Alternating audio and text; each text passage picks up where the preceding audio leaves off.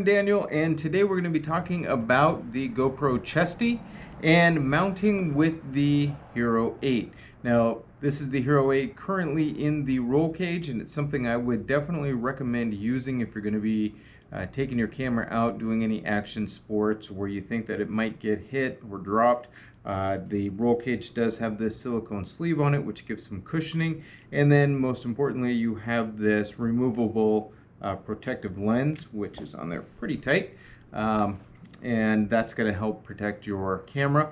I also have the tempered glass on here as well, and with the protective lens over it, don't even notice the difference. It's a good buy, and it's something that you can use to have a little bit more assurance. Now, what we're going to be really looking at today is with the Chesty mounting the Hero 8 with a protective housing and a floaty on the back, or just using the Hero 8 floaty.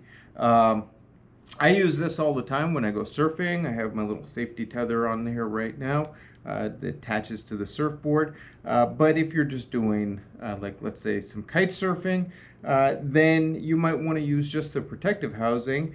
The negative to using this is that you won't get as good of audio.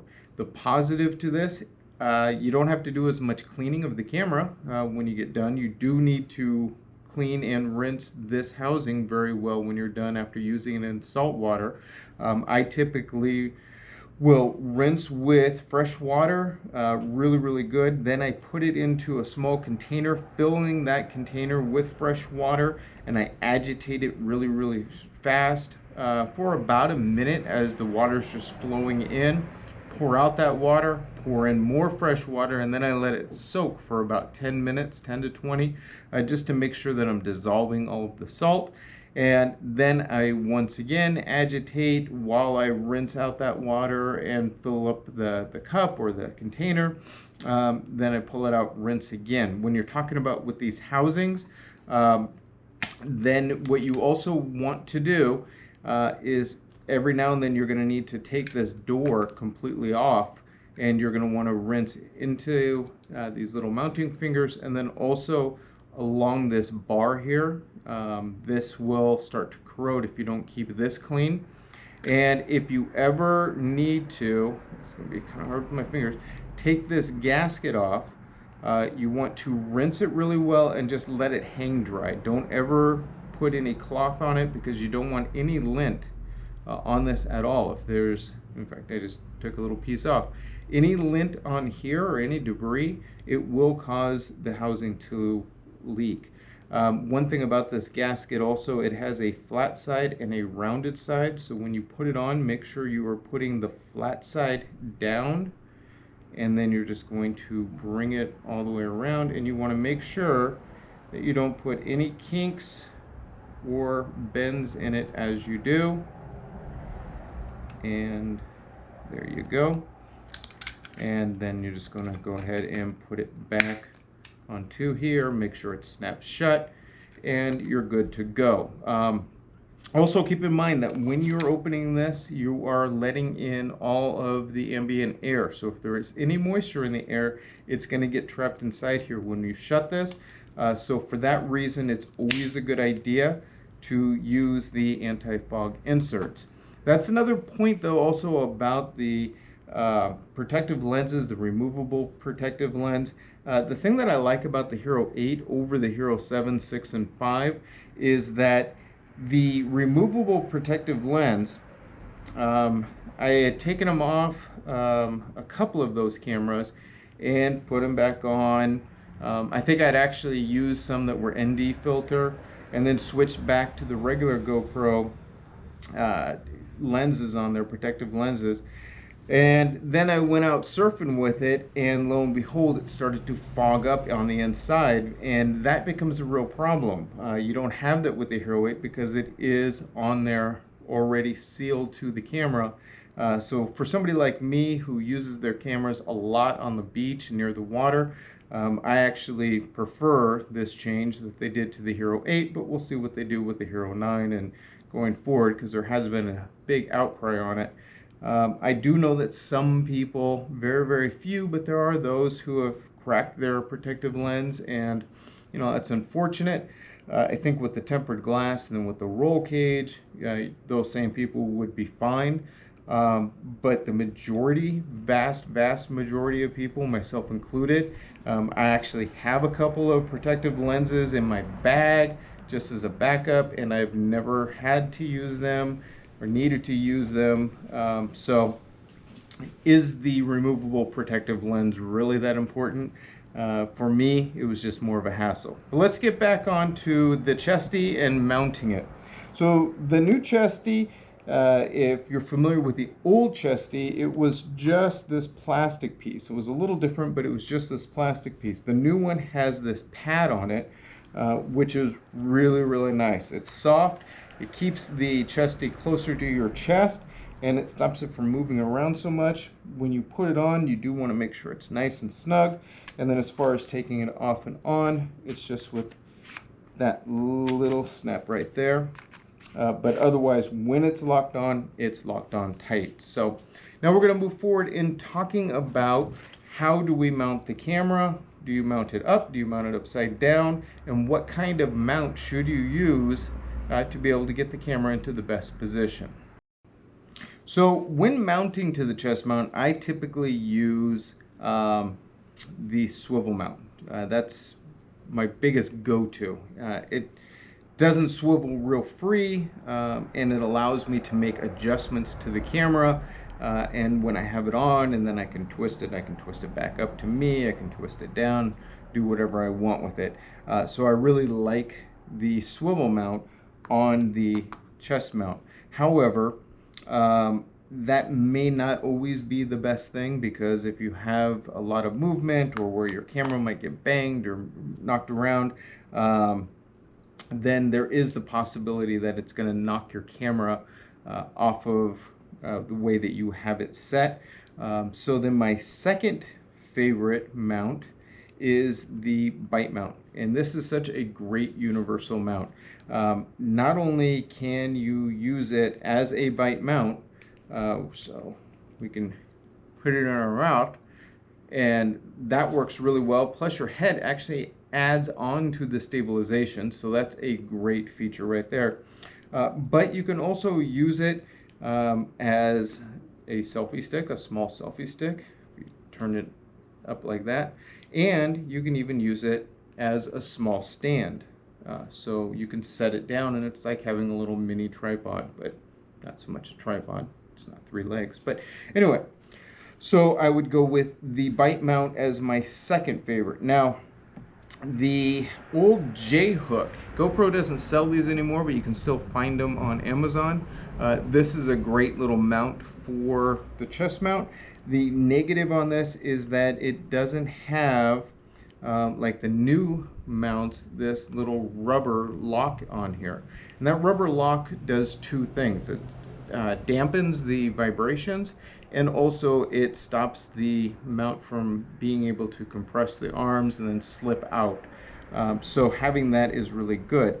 Now the old GoPro mounts, I don't have one here, but we used to use these little white plugs that would fit in there, but those don't work with the J mount either, so the J hook mount. But this is, if you can find them cheap, this is also a good option. Thirdly, you can get the GoPro Grab Bag. Now the Grab Bag comes with kind of a J mount. It almost looks like one, but it's more perpendicular, just sticks straight up. It does have that safety plug on there, and that works well. And then you also get your standard GoPro mount. But the problem is when you put this on, you're not going to get a lot of camera movement, and we'll illustrate that. But in the Grab Bag, you do get these 2 extensions, and they're connected here with a small thumb screw. So then you can put that into a standard mount, and now you're going to get quite a bit of height to it, and you're going to be able to move the camera around, so we'll demonstrate that as well. So the way that most people mount the Chesty, and I'm not saying most people as in this is the way that most people who do it right mount it, but most people when they get the Chesty, this is how they're going to mount it. Camera up, the mount right here, and you get this movement here, which isn't too bad. And it does have a little bit of a downward, which is really good if you're like doing something like mountain biking. But if you wanted to be able to bring it up more so that it's pointing straight out from your chest or even up a little bit, you can't really do it this way. But you could flip it around, and now we have an upward movement, but we still aren't flat going straight out, and now we can't point it down. So what are we going to do? So my favorite mount for the Chesty is the swivel mount, which I have it on right now. And what I like about the swivel mount is that it takes the camera and pushes it far enough away from your chest and the mount that we can get full movement of the camera. And even better, if I wanted to, I can turn the entire camera, and it is pretty tight, but it works, and you can mount it upside down, or you can even turn it up toward yourself if you want to do something like that. So the next mount to consider is the bite mount, and the bite mount is really nice because it gives you two different pivot points. We have the pivoting of the camera, which is right here, plus we can loosen up the pivot arm on the bite mount itself, and then tighten that, we can move the entire camera using the pivot point right here on the bite mount. So that gives you a lot of flexibility as well when you're trying to do your mounting and getting it just right for your shot. Having this extra distance also makes it so that I can get a view of the LCD on the camera, which is pretty convenient, especially when you're trying to frame that shot. And of course, my favorite feature of the bite mount is the fact that it is a bite mount. And now we're ready to film anything like this. You can also, like I was saying, use it like this, a little selfie, or you could also use it as a little stand and just set it down. So that's a great option if you're looking for something for your Chesty. Okay, so our last two mounts are going to be pretty similar, so we're just going to go over one, and that's the J hook and the extended, or the, I'm not sure what they call it, but the mount with the little extra extended up arms on it, or fingers, mounting fingers that come with the grab bag. So when you do something like this, you can have it upside down, which is pretty standard, especially if you're going to be doing like mountain biking, because you're going to be leaning over, and that captures really well. Of course, you can flip it over, lock that in, and then we have our camera facing up, and you have full motion that way. So not a bad option either. Of course, with any of these mounts, especially if you're going to use something like the standard mount, you're going to want to use these extensions if you're going to want to be able to have the camera stick out a little further. If you're going to be using something like this, it's just going to go on like that, and then you'll have this area to move the camera around on, plus you will have the extra area here. So it's similar to the bite mount, and it's an option, but probably not the best option, only because you really got to crank down onto this thumb screw. If it's too loose, then your camera can slide left, right, and that's not a great option. So I would probably go with the bite mount long before I went with this option here.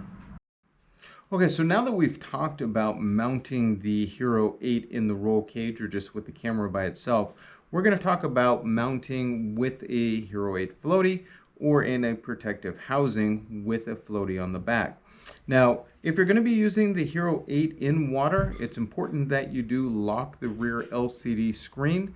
Not doing so means that the water drops as they hit this back LCD. They can actually cause the camera to change functions because it thinks that it's your fingers touching it. So to go ahead and lock the screen, you're going to go ahead and swipe down, and you're going to press the little lock button. And so by pressing that little lock button, the camera is now locked. And so if I hit the mode button, it brings me right to that. And so if these water drops are touching it, the only response the camera is going to give is just saying this swipe down to unlock. Now, of course, if I do want to unlock the camera, then I am going to swipe down, press on the lock button. I don't know if I just did. I did not. Okay, now it says unlock. Now, even though I've unlocked the camera and that allows me to make changes, it's gonna go back to its locked state unless I swipe down again and then press on that lock once again to get it out of the lock state. Now the camera won't go back into being locked. So anyway, let's go ahead and we're gonna put our Hero 8 into the Floaty. And to do so, by the way, make sure you take the fingers and you extend them down. There's the hole here for the fingers. You're going to push that right about to there so that the fingers are sticking through the hole. And then you're going to push the camera in, and then it's going to be a matter of going left to right. So I'm going to push in on this top left side, and then I'm going to push in over here on the right side until it snaps in, and now the camera is ready to go. And then it's about mounting. So we can put it onto, now this is that grab bag extended mount right here. And just looking at it, we can get a pretty decent range right here. So not too bad. So let's go ahead and pop that out. And we're gonna look at the bite mount. And so with the bite mount in, I already know I'm gonna have really good range with this because I have that extra extension on here. So we have really good range moving around with the bite mount. That's not going to be a problem. And then if I wanted to move it around even more using the bite mount extension, I can do that as well. So we're good there. Then the next one that we're going to look at here would be the swivel mount, and that should be very similar. So we'll put that on, and we put the swivel mount in there, and not fully up, but pretty close. Let's see if we were to twist the swivel mount around. Oh, by the way, when you're twisting the swivel mount, it's best to have a thumb screw in it. Makes it a lot easier. Okay, and then we'll put that in, and yeah, I would say decent, but not fully back towards me. If I wanted to mount it upside down, it looks like that's about as far as it'll go. Then we can look at if we just had a standard mount, that's not going to be so great. So if we put the standard mount in, then the GoPro is going to only be able to go about that far back. And if we go upside down, it's going to go about that far. So I definitely would not use a standard mount if you're going to be using the Hero 8 Floaty. So the Hero 8 in the protective housing with a Floaty, it's considerably thicker than the Floaty itself. So that means we're going to have even less movement available. The Floaty does squish in, so you do have a little bit of leeway when it comes to that, but you are going to get a little less movement. So we're not even going to look at the standard mount because that we already know isn't going to work, but we can take a look real quick at the swivel mount. So we put that in and we get about to here, and if we go upside down, we get about to here. Okay, switching over to the bite mount, we're going to be able to slide that in here. And let's go ahead and just put the thumb screw in, and we can get pretty much full range. If I slide that down, slide this up, and then we can adjust. And that's what's nice about the bite mount, is you can do that adjusting with that third arm. So we're going to be able to do that, and then of course you can flip that upside down if we wanted to use it as a bite mount. We got it like that. Okay, and for our last mount, I'm just going to go ahead and use the J buckle because it hasn't been used yet. So with that we can slide it in, and we have that much of an angle. This is about as far back as I can go upside down. Right side up goes to about here, so it is still pointing down a little bit. And then of course you can flip this direction, and so our angle is going to be about here, or the angle can be about here. So I would really go with the bite mount or the swivel mount for all of these. The bite mount's probably the best option, especially if I'm going to use it in water. Anyway, I've been Dan. Please like, subscribe, dislike if you like, but leave a comment below. I really appreciate that. And if you can, subscribe, and I will promise to make videos for you. Just let me know what you want to know. Let me know what you want to know. Yeah, I guess that works. And I will try to get it out to you as quickly as possible, answering any of your GoPro questions. All right, take care. Bye-bye. GoPro, stop recording.